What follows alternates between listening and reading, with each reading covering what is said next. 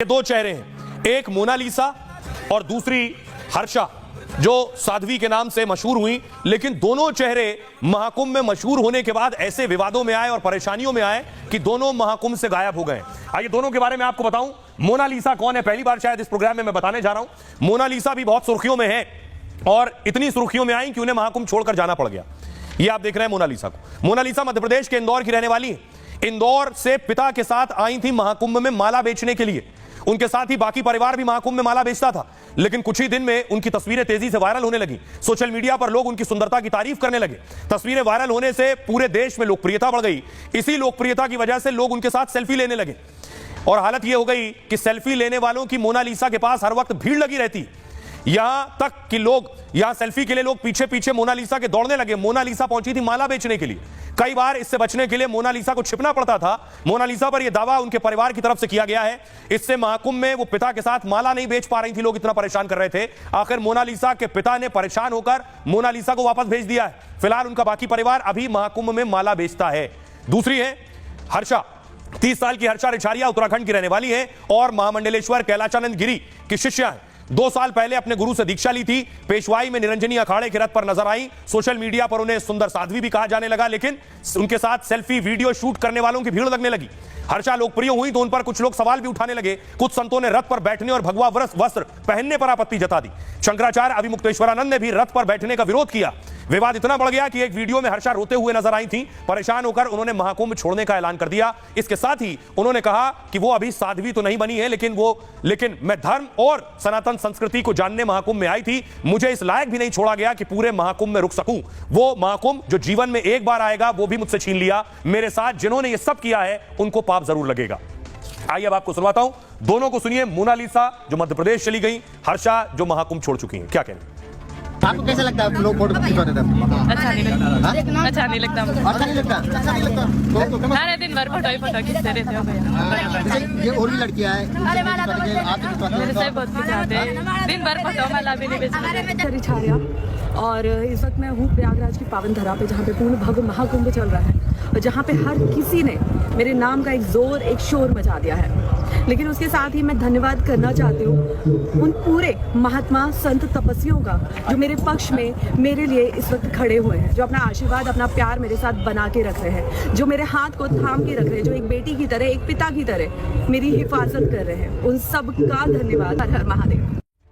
आइए अब आपको दिखाता हूं कि आखिर किस तरह से महाकुंभ में हजारों लोग नागा साधु बनने पहुंच गए। जी हां, ये तस्वीरें मैंने आपको पहले दिखाई थी नागा साधुओं की। अखाड़ों से जिस दिन अमृत स्नान था उस दिन नागा साधु निकल कर आए थे और स्नान करने पहुंचे थे और सबसे ज्यादा चर्चा का विषय नागा साधु थे। लोग जानना इनके बारे में चाह रहे थे। लेकिन अब खबर यह है, अगली तस्वीर देखिए जरा।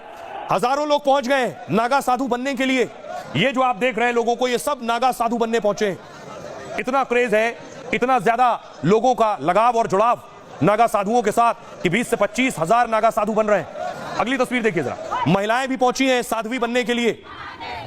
यानी न सिर्फ पुरुष बल्कि महिलाएं भी सब कुछ त्याग कर नागा साधु बनने के लिए पहुंची।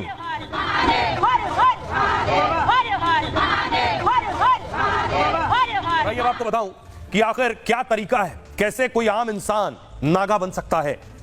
महाकुंभ में एक साथ 20 से 25 हजार नागा साधु बन रहे हैं। इसमें जूना अखाड़े से लेकर निरंजन अखाड़े के साधु हैं। नागा साधुओं को सनातन धर्म का रक्षक भी कहा जाता है। लेकिन युवा साधकों के नागा साधु बनने की प्रक्रिया बहुत कठिन है। संगम घाट पर साधकों ने 7 पीढ़ियों का पहले पिंडदान किया, फिर गंगा में 108 डुबकी लगाकर संकल्प लिया है। आमतौर पर नागा बनने की उम्र होती है 17 से 19 साल। नागा बनने के 3 स्टेज हैं, महापुरुष, अवधूत और दिगंबर। महापुरुष नागा बनने का शुरुआती कदम है। नागा साधु बनने के लिए अखाड़े में आवेदन देना होता है। अखाड़ा साधक को पहले नागा बनाने से मना कर देता है। साधक नहीं मानता तो उसके घर जाकर पूरी पड़ताल करता है। घर वाले मान जाते हैं तब रिकॉर्ड देखकर अखाड़े में लेते हैं और अखाड़े में करीब 6 महीने तक परख अवधि होती है उनकी, जिसमें इसमें जिन्हें घर परिवार की याद आती है वो लौट जाते हैं। जो सन्यासी के लिए तैयार होते हैं वो महापुरुष कहलाते हैं। उनके गुरु उनकी चोटी को काट कर इसका ऐलान करते हैं। नागा साधु बनने की दूसरी स्टेज अवधूत की है। इसमें साधक परिवार और पीढ़ियों का पिंडदान करता है। वो खुद का भी पिंडदान कर मोह का त्याग कर देता है। पिंडदान के बाद धर्म ध्वजा के नीचे युवा साधक घंटों बैठते हैं। ठंड हो या फिर गर्मी, बिना खाए पिए रहने का अभ्यास कराया जाता है। फिर वो अपने गुरु यानी महामंडलेश्वर का इंतजार करते हैं। और ब्रह्म मुहूर्त यानी सुबह 4 बजे गुरु मंत्र और दीक्षा मिलती है। ये तो नागा साधु बनने की साधना का अगला कदम भर है।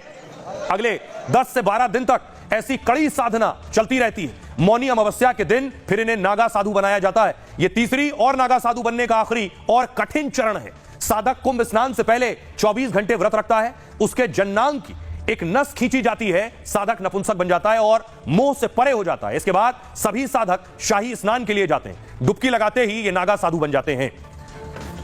आइए अब आपको सुनवाता हूं, सुनिए जो लोग पहुंचे वाकई नागा साधु बनने के लिए वो क्या कह रहे हैं। इनका आज नया जन्म हो रहा है। नया जन्म उनके कारण सबको लेके यहाँ पर बिठाया गया है। देखिए इनको भोजन वगैरह कुछ कराया नहीं जा रहा है। इनको अभी क्या है कि सुबह दिन भर इनको लेके गया, गंगा के तट में जाप कराया गया, हवन कराया जाएगा, 16 पीढ़ियों के पिंडदान करवा के शिक्षा ग्रहण दिया जा रहा है। प्राचीन समय से ही शपथ ग्रहण होता है, उसी प्रकार से आज इनका क्या हो रहा है, शपथ ग्रहण हो रहा है। आज सारा पूर्वज और खुद का पिंडदान करके आज से शुरू हो रहा है उसका संन्यास जीवन। पिंडदान देकर गंगा किनारे हम लोग आए हैं। मुझे तकलीफ नहीं देती है सन्यास की राह में। नहीं, ये परम सुख है, ये भगवान को पाने का रास्ता है, उससे सहज रास्ता और कुछ भी नहीं है। आइए खबरों में आगे बढ़ते हैं और अब बात सैफ अली खान की। सैफ अली खान का हमलावर पकड़ लिया गया है। सैफ का हमलावर अब राज खोलेगा। तस्वीर में आपको दिखाऊं, सैफ अस्पताल में भर्ती है अभी भी, लेकिन हमलावर को पुलिस ने पकड़ा। अगली तस्वीर दिखाई जरा। ये हमलावर जिसे आप देख रहे हैं, इसके ढेरों नाम है, शहजाद और इसका नाम विजय दास, इसके 10 नाम है। ये कौन है, पुलिस अब इसकी तफ्तीश कर रही है। ये हमलावर है कौन, इसका नाम क्या है, असली कहां का रहने वाला है। तस्वीर देखिए, इसको पकड़ा कहां से गया। ये दूसरी तस्वीर मैं आपको दिखा रहा हूं, जंगल की तस्वीर आप देख रहे हैं। इसी जंगल से पुलिस ने इस हमलावर को पकड़ा। इस घने जंगल में जाकर ये छिपा हुआ था, जिससे पुलिस इस तक ना पहुंचने पाए। लेकिन पुलिस के लिए किसी अबूझ पहेली से कम नहीं था कि उस शख्स को कैसे ढूंढा जाए जो भेष बदल रहा है, नाम बदल रहा है, फोन बदल रहा है और जंगल में है। उसके बाद देखिए, पकड़ने के बाद पुलिस ने आज इसे कोर्ट में पेश किया। शरीफुल नाम भी इसका है, शहजाद नाम भी इसका है। ये आप देख रहे हैं, पुलिस कोर्ट में पेश करने के लिए ले गई।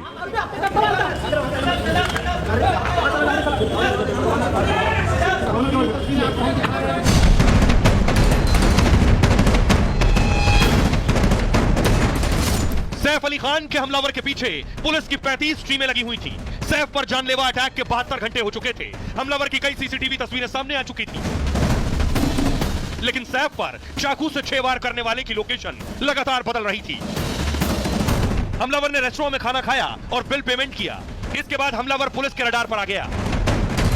रात के 12 बजे क्राइम ब्रांच की टीम शातिर को पकड़ने थाने पहुंची। पुलिस की आवाजाही देख शातिर जंगल में झाड़ियों के बीच छिप गया। आरोपी चादर डाल के यहाँ पर लेटा हुआ था। उसके बाद मुंबई पुलिस आरोपी तक पहुंची इस घने जंगलों में और फिर आरोपी को गिरफ्तार किया गया, जिसने अपना नाम बदलकर विजय दास बताया है। आरोपी पुलिस की 5 दिन की कस्टडी में है और अब वो हमले का हर राज खोलेगा। बांग्लादेश से भारत आने से लेकर सैफ पर हमला करने तक का सारा सच सामने आएगा।